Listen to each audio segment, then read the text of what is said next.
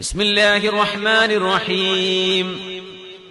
ഫബിമാ റഹ്മത്തിൻ മിനല്ലാഹി ലിൻത ലഹും فبما رحمة من الله لنت لهم ولو كنت فظا غليظ القلب لانفضوا من حولك فاعف عنهم واستغفر لهم وشاورهم في الأمر فإذا عزمت فتوكل على الله إن الله يحب المتوكلين.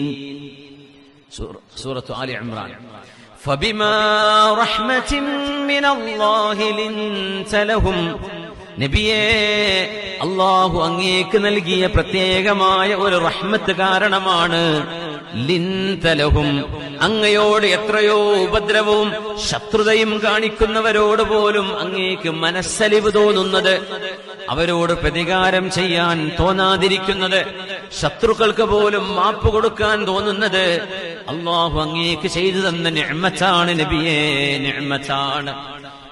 വലൗ കുൻത ഫല്ലൻ ഗലീദൽ ഖൽബ്, ഹൃദയം കടുത്തവര്, വിഷയങ്ങളെ ഉൾക്കൊള്ളാൻ കഴിയാത്തവർ, വിമർശനങ്ങളെ ഉൾക്കൊള്ളാൻ പറ്റാത്തവർ, തിരുത്തലുകളെ ഉൾക്കൊള്ളാൻ പറ്റാത്തവർ, പെട്ടെന്ന് ദേഷ്യപ്പെടുന്നവർ, അങ്ങനെയായിരുന്നു നബിയെ അങ്ങെങ്കിൽ ലം ഫല്ലൂ മിൻ ഹൗലിക്, അങ്ങയുടെ അരികത്ത് നിന്നും ഇവരെല്ലാം ഓടി മറയുമായിരുന്നു നബിയെ. സ്വഹാബിമാർ അങ്ങേക്ക് ചുറ്റും കൂടുമായിരുന്നില്ല.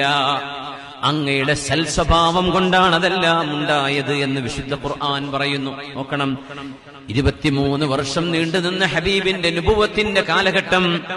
ആദ്യത്തെ വർഷം ആരാ ഹബീബിന്റെ കൂടെയുള്ളത്?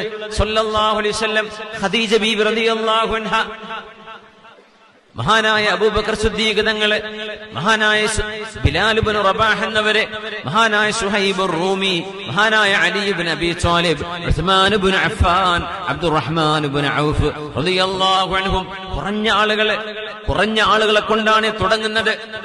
23ാമത്തെ വർഷം ഹബീബ് ജബലുർ റഹ്മയുടെ മുകളിൽ നിന്നുകൊണ്ട് അന്ത്യപ്രഭാഷണം ചെയ്യുമ്പോ, ഖുതുബത്തുൽ വിദാഅ നടത്തുമ്പോൾ, ഹജ്ജിന്റെ സാഹചര്യത്തിൽ ഹബീബായ തങ്ങള് പ്രഭാഷണം ചെയ്യുമ്പോൾ ഹബീബിനെ കേൾക്കാൻ വന്നത് 1,24,000 വരുന്ന സ്വഹാബിമാരാണ്.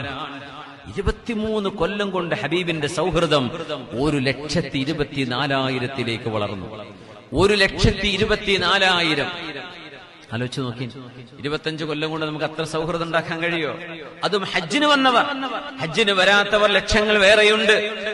നബിയേ, ഇവരെല്ലാം അങ്ങയുടെ കൂടെ കൂടിയത്, അങ്ങയോടൊപ്പം നിന്നത്, അങ്ങയെ സ്നേഹിച്ചത് അങ്ങയുടെ മനസ്സ് ലോലമായതുകൊണ്ടാണ് നബിയെ.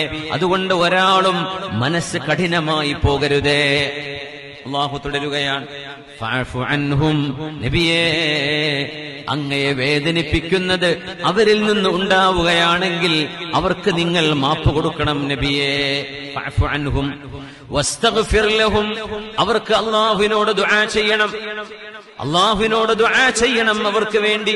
വശാവിറുഹും ഫിൽ അംർ, അങ്ങയുടെ കൂടെയുള്ള സ്വഹാബികളോട് നബിയെ വിഷയങ്ങളിൽ കൂടി ആലോചന നടത്തണം, മശ്വറ ചെയ്യണം.